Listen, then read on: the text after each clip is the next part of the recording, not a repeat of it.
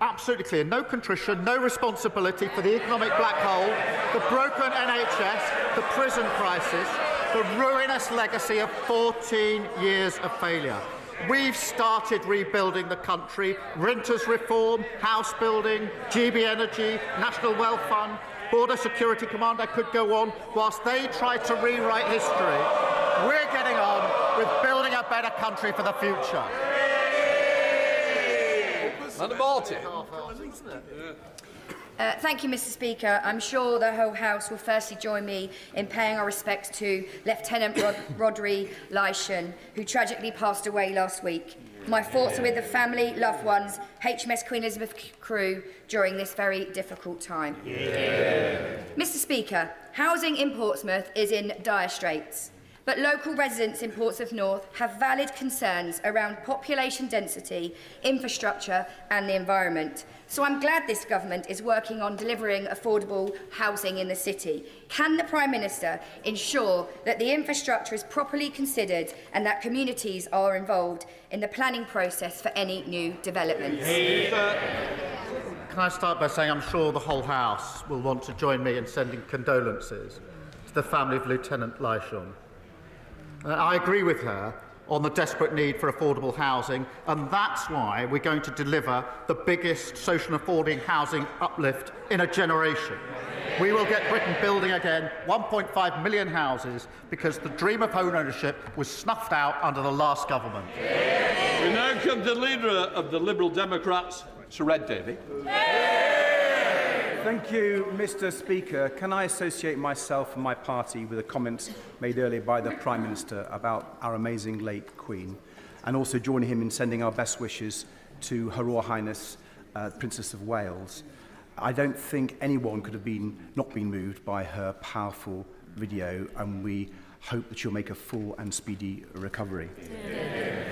When it comes to fighting cancer, we know all too well that every day counts. But in the last year of the last government, there were over 100,000 patients waiting more than 2 months just to start their urgent cancer treatment, the worst on record. So will the Prime Minister help boost cancer survival rates by guaranteeing that every patient can start their cancer treatment within 62 days? Well, I thank him for that question on a really important issue, and there's a report out by Lord Darcy tomorrow which will set out in stark terms the failure in terms of cancer treatment under the last government, which is a really serious issue. This timeline matters, which is why we're taking steps straight away to make sure that we can comply with that timeline, because lives depend on it. And that's why we've already taken a decision to put more scanners in to catch this early and use technology. It's a very serious issue, very serious failure by the last government. Sir Ed Davey. Prime Minister, for that answer, and also look at the plans that the government is putting forward. Last night, Liberal Democrats voted against the withdrawing of winter fuel payments. We believe it's just wrong to balance the books by removing the support from pensioners. But we do understand that there are some difficult choices to be made to clear up the appalling financial mess left by the last Conservative government. One of the many reasons for that mess was the Conservatives prioritising tax cuts for the big banks, costing £4 billion a year. They pay more tax. So will the Prime Minister instead reverse those cuts so that we can afford to support millions of struggling pensioners through this very hard winter? Well, I'll resist the temptation to get ahead of the budget. But look, what is important is that we recognise that there is this £22 billion black hole that's been left by the previous government. Now, I know that their practice was ignore it, to kick it into long grass. We're taking the tough decisions because I'm absolutely convinced that's the only way we can start rebuilding our country, investing in our public services and making sure that everybody is better off. Patrick Hurley. Thank you, Mr. Speaker. My Southport constituency has experienced a difficult summer. Firstly, I want to reiterate that our thoughts are with the families of Alice, Bibi and Elsie, who tragically lost their lives in the attack in July. I welcomed the Prime Minister and the Home Secretary to our town in the weeks that followed, and we worked together to find further ways to bring our community together. Can I therefore ask the Prime Minister to take this opportunity to recommit the government's support for our town for those grieving and affected by the tragic attack? Prime Minister. Well, I thank him for that question, and we stand with those who tragically lost their loved ones in this heinous attack. I did go up to Southport the day after and went back actually 3 days after that on a private visit to meet some of the first responders who had been at the scene and simply to say thank you to them. I can't tell the House how angry I was when I got back to London and saw that those same officers who had responded were having things thrown at them by far-right thugs. Mr. Speaker, we will work tirelessly to support his constituents, and I thank him as well for his hard work in this difficult time, working with Sefton Borough Council and Liverpool City Region Combined Authority to deliver a support package. The communities endured this horrendous event should be supported, and I know will be, across the whole House. Nigel Farage. Thank you, Mr. Speaker. Yesterday we witnessed some extraordinary celebratory scenes outside Britain's prisons where, in some cases, serious career criminals were released. And this to make way for, yes, rioters, but equally those who've said unpleasant things on Facebook and elsewhere on social media. Does the Prime Minister understand there is a growing feeling of anger in this country that we are living through two-tier policing and a two-tier justice system? I'm angry to be put in a position of having to release people who should be in prison because the last government broke the prison system. And the Prime Minister was repeatedly warned. He had his own release scheme. He was repeatedly warned that he had to adopt the scheme that we put in place. The former Justice Minister said if we don't do it, we'll have to get down on our knees and pray. The police chiefs made it absolutely clear in a letter to him before the election that he needed to take action, saying that they wouldn't be able to discharge their duties and saying the risk was loss of an ability to detain suspects. That means, Mr. Speaker, an inability to arrest people committing offences. That's how bad it was, and they warned the Leader of the Opposition that further delays until after the general election will increase the risk significantly. What did he do? He delayed and increased the risks. Sir Hopkins. Sorry, Mr. Speaker. I welcome the government's swift action to bring railways back into public ownership. Great British Railways will deliver much-needed reform, ensuring the network serves both passengers and rail freight effectively. So can the Prime Minister explain how Labour's ambitious railway plan will also deliver improvements to rail infrastructure to ensure my constituents get the service they deserve at Luton Station? Prime Minister. Well, I thank her for raising that important matter. One of the first bills that we introduced was to reform our railways after 14 years of chaos. Great British Railways will unite track and train under a single leadership, and that means closer collaboration across the industry and faster, more effective decisions on critical infrastructure. And I know how vital that will be in relation to both Luton and Leagrave stations in her constituency. We're carefully considering the best approach, but I can assure her we're committed to ensuring our railways will be open to everyone. Tessa Mount. Thank you, Mr. Speaker. Today is Back British Farming Day. The previous government let our farmers down and, in their incompetence, underspent the farming budget by £100 million. Will the Prime Minister deny rumours that his government plans to take advantage of the Conservatives' failure by removing that £100 million permanently? Farmers across the country want to know that the Prime Minister will increase the agriculture budget, as the Lib Dem manifesto proposed, to speed up the rollout of the new environmental land management schemes to support profitable, sustainable and nature-friendly farming. Well, I thank you for that question. It is a really important issue, and our rural communities were neglected by the previous government, and that's why confidence is at an all-time low. And what we will do is to protect farmers from being undercut in trade deals, make the supply chain work more fairly, and prevent shock rises in bills by switching to GB energy. We won't preempt the budget in relation to this, but we will put the support in place. Thank you. Luke Murphy. Thank you, Mr. Speaker. Many of my constituents, including those at Chapel Gate, have told me about the so-called management agents who charge them rip-off service fees and then fail to provide even the most basic of maintenance. Many of them spend hours each week battling with these agents just to ensure that they and their neighbours are not fleeced in their own homes. Will the Prime Minister recommit this government to act where the previous government failed to reform the leasehold system, which is archaic, outdated and feudal? Prime Minister. Well, can I first welcome the first ever Labour MP for Basingstoke? And yes, we will reiterate our commitment to act to bring the feudal leasehold system to an end and ensure leaseholders can benefit from more rights, power and protections over their homes. Brendan O'Hara. Mr. Speaker, international law is clear. Dropping £2,000 bombs on densely populated civilian areas is a crime. And it's beyond dispute that Israel has used F-35s to do exactly that. Yet the government has chosen to exempt F-35 components from the arms licence suspension, when all it had to do was say that Israel could not be the end user if UK manufactured parts were included.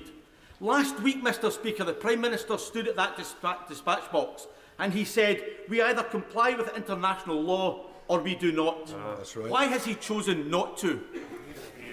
Prime Minister. We are complying with international law. We've set out our reasoning, and I think all fair-minded members of the House would support the decision that we've taken. The most important thing now is that we get a ceasefire in place. That is one of the topics that I'll be discussing on Friday to ensure that the remaining hostages can come out, that aid that's desperately needed can go in, and we can start the process to a two-state solution, which is the only way to lasting peace. Graham Downey. Fife has a proud defence heritage, and in my constituency of Dunfermline and Dollar, that continues with the dockyard at Rosyth constructing Type 31 frigates for the Royal Navy, along with a local supply chain of local SMEs. So will the Prime Minister ensure the Strategic Defence Review team visits areas of strategic importance such as Fife so they can engage fully with the local supply chain and ensure the SDSR supports Britain's security as well as local economies? Prime Minister. Well, I thank him for that question and for championing his constituency, including the work at Rosyth Dockyard. The Strategic Defence Review will ensure that defence is central both to security and to economic growth and prosperity. The review will consult widely, including across the devolved nations, and I know the reviewers recognise the strategic importance of constituencies like his, and I will ensure that he gets the chance to meet the relevant minister to discuss the particular issues in his constituency. Dr Neil Hudson. Thank you, Mr. Speaker. The previous Conservative government committed to a rebuild of Whipps Cross Hospital, the Princess Alexandra Hospital in Harlow, and the establishment of a new community. You have to sit down a minute. Luke, I'm determined to hear this question. I don't expect the front bench to be shouting me down, and it won't happen. Thank you, Mr. Speaker. The previous Conservative government... Trying to join in again?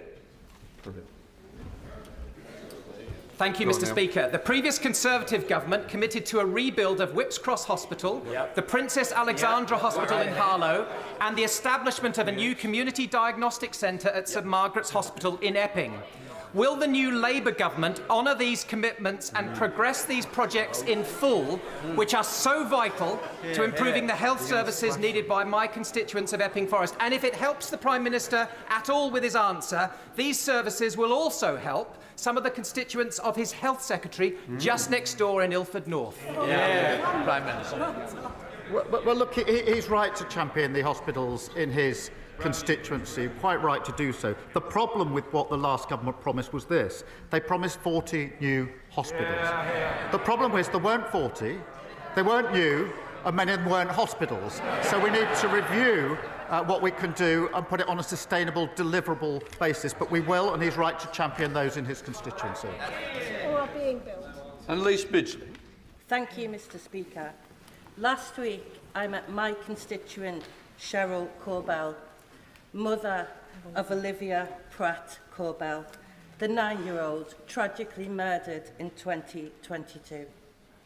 Cheryl is campaigning for Olivia's Law, which would compel convicted criminals to attend court and face the judge and receive their sentence. Will my right honourable friend commit to supporting Olivia's Law and meet Cheryl to discuss how we can move this forward without delay? Prime Minister. Mr. Speaker, in the King's Speech, we confirmed that we intend to introduce legislation this session so courts have the power to order the most serious offenders to attend their sentencing hearings. This is really important, and I know it's felt across the House, because to deprive victims and their families of seeing the sentencing exercise is to deprive them of justice. I will meet Cheryl. I have already met Cheryl and gave her the commitment last August that we would do this, and I repeat it again today, and I would just pay tribute to the campaign that she has led. Stevenson. Thank you, Mr. Speaker. If the Prime Minister was a pensioner earning $11,350 this year and receiving no winter fuel payment, what would he prioritise this Christmas? Heating or eating? Prime Minister. Mr. Speaker, we have to be clear why this decision is being made. A £22 billion black hole.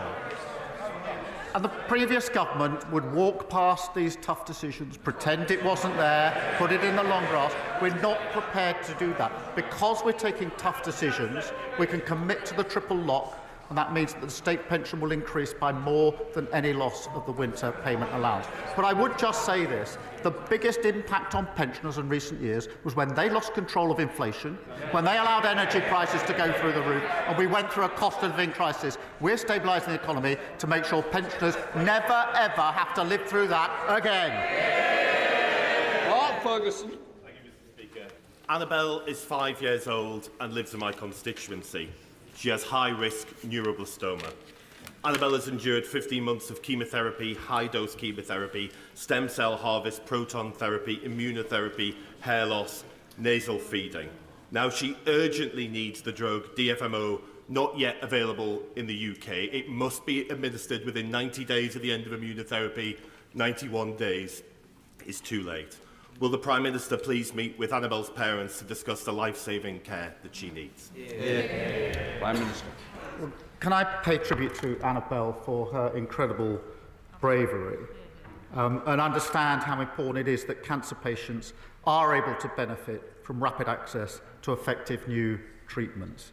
The manufacturers of this drug have applied for a UK licence through Project Orbis, which allows the rapid review and approval of new cancer treatments.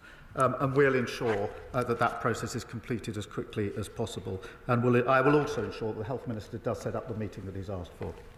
Dame Harriet Ball. Thank you, Mr. Speaker. I thought that socialism was about taxing those with the broadest shoulders in order to help the most vulnerable. But it appears that Starmer socialism involves scaring those with the broadest shoulders out of the country while taking away the winter fuel allowance of frail 90-year-olds living in drafty homes. Will the Prime Minister apologise to my shivering constituents for his personal choice? And will he reverse this chilling decision? My choice is to stabilise the economy after 14 years of failure. And I'll tell you for why. Because when a government loses control of the economy, it's working people who pay the price, and I will not let that happen under a Labour government. Paulette Hamilton. Thank you, Mr. Speaker. More than half of people with pancreatic cancer die within 3 months of diagnosis, and 7 in 10 people never even receive treatment. Every 2 minutes in the UK, someone is diagnosed with cancer. But for those diagnosed with the least survivable cancer, time has too often already run out. I'm really proud of the Labour government's commitment to our NHS, but will the Prime Minister now commit to reviewing a long-term cancer strategy so we can improve diagnosis and treatment rates in this country? Prime Minister. I thank her for raising this important issue, and it's obviously the second time it's been raised in this session. I'll have a lot more to say tomorrow when I deal with Lord Darcy's report. I pay tribute to her tireless campaigning, particularly in relation to pancreatic cancer. Cancer patients have been failed by the last government, waiting far too long for diagnosis and treatment. We'll get the NHS catching cancer on time, diagnosing it earlier and treating it faster, so more patients survive this horrible set of diseases. Louis French. Thank you, Mr. Speaker. Thank you. Following Labour's disgraceful political decision to scrap winter fuel payments with little notice to millions of pensioners, will the Prime Minister today rule out scrapping concessionary travel fares and council tax discounts, which also help millions of pensioners across the UK? Yes or no? Prime Minister. Well, as he knows very well, I'm not going to preempt the budget. It will all be set out in due course. Speaker, can I pass on the heartfelt thanks on behalf of the Bolton Council of Mosques, who greatly appreciated the dedication and leadership that the Prime Minister showed during the recent riots over the summer. Does my right honourable friend agree with me on the importance of supporting interfaith and community groups who play a vital role in bringing people together? Minister. Well, I thank her for raising that. And we owe an incredible debt of gratitude to our police for their courage in dealing with the recent disorders. And we took action to ensure they had the resources and powers they needed to tackle violence and restore order to our streets. We also, Mr. Speaker, provided additional security for mosques, ensuring freedom of worship and protection from racist threats. And in the aftermath, we saw communities who really represent Britain coming forward, led by faith groups and community organisations. They showed that unity and demonstrated our values of tolerance and of respect. Anne Davies.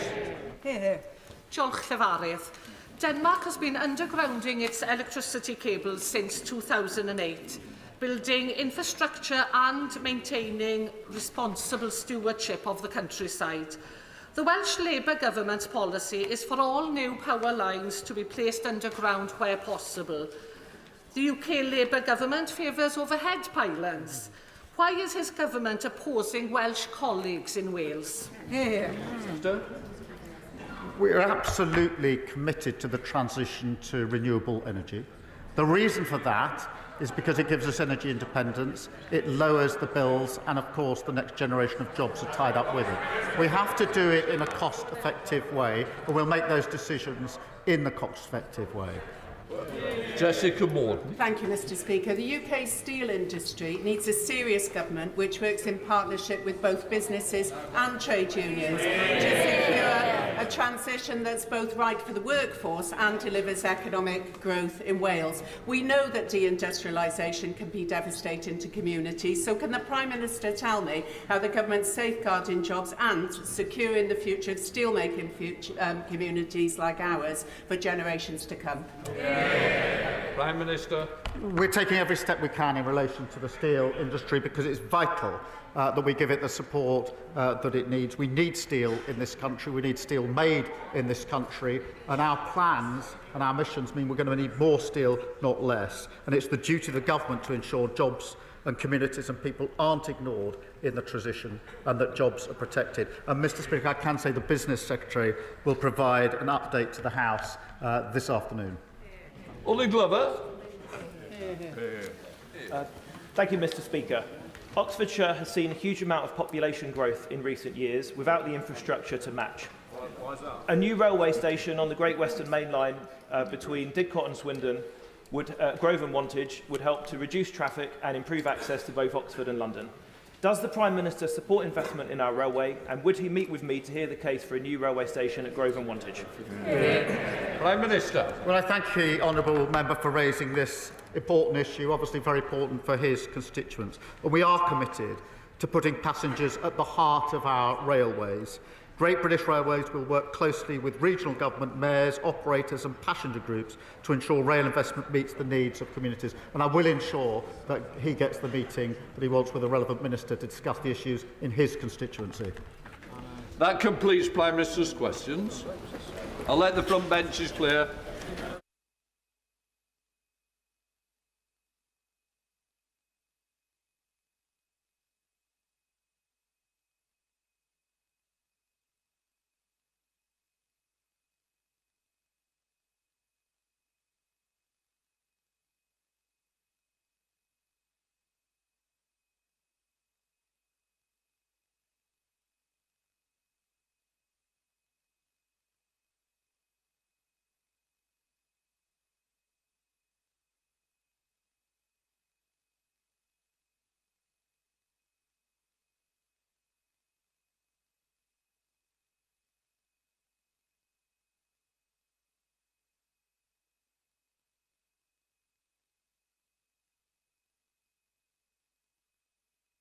No props taken.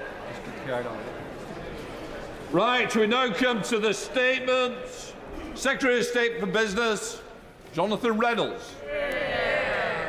With your permission, Mr. Speaker, I would like to update the House on the improved deal this Labour government has secured for the workers of Tata Steel, specifically as it relates to their plant in Port Talbot.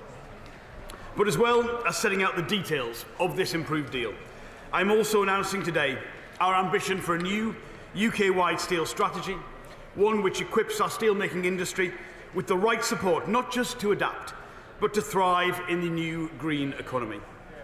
But before I do so, I want to address the situation we have inherited.